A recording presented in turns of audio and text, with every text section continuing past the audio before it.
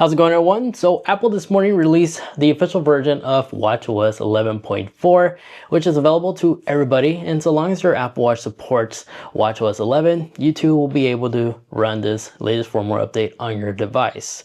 But in case you needed a quick recap, here's a compatible list of devices right there.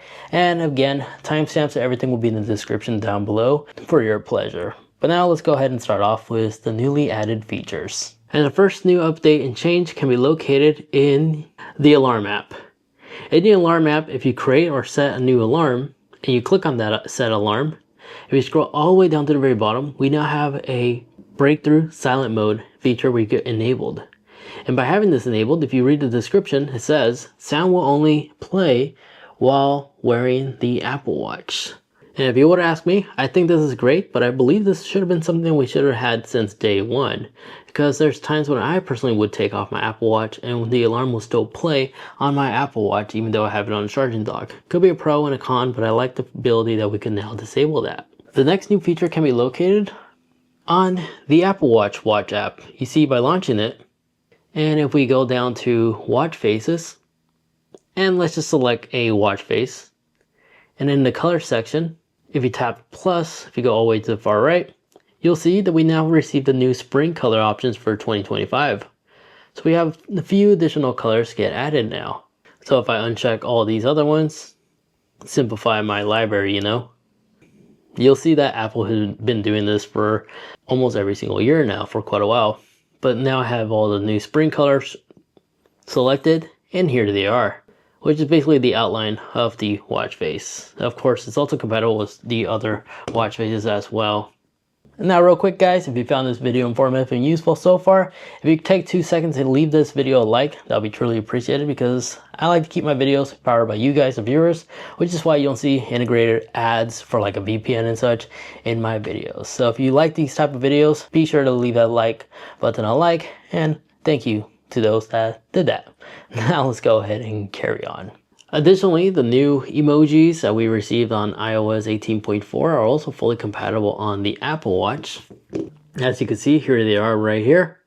So we have the new face emoji with bags under your eyes, fingerprint, a leafless tree, a rooted vegetable, a harp, a shovel, and a purple splatter.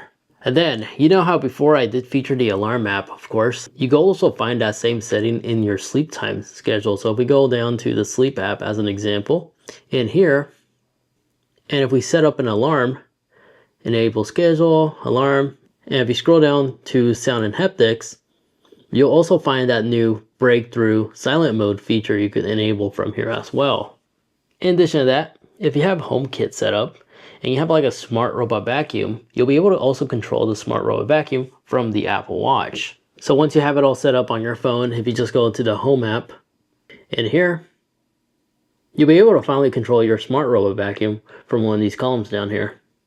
And just like a smart lock, you'll be able to toggle it on and off.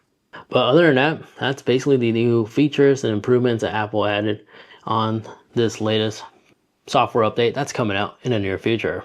But in terms of like camera control and stuff like that, it's usually hit or miss. Sometimes it'll work, sometimes it doesn't. This had to be resolved in a recent big update, but now it did turn on my camera quickly, and I could also change it from front camera and rear camera by a simple tap. I guess that's more responsive than previously.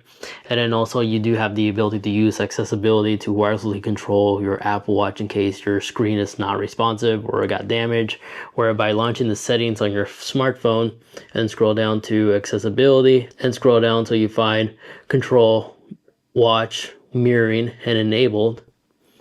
And in a few seconds, it should automatically connect. Let's see if this is any faster. So far, to me personally, it doesn't seem like it has been changed to a point where they enhanced it. It's still taking quite a while for it to connect, as you can see. I don't like that. So clearly there's some bugs here and there still, even on this latest version. It's not going to run 100% smoothly, which is a darn shame. Yeah, that's not going to be able to work. I'm just going to move on.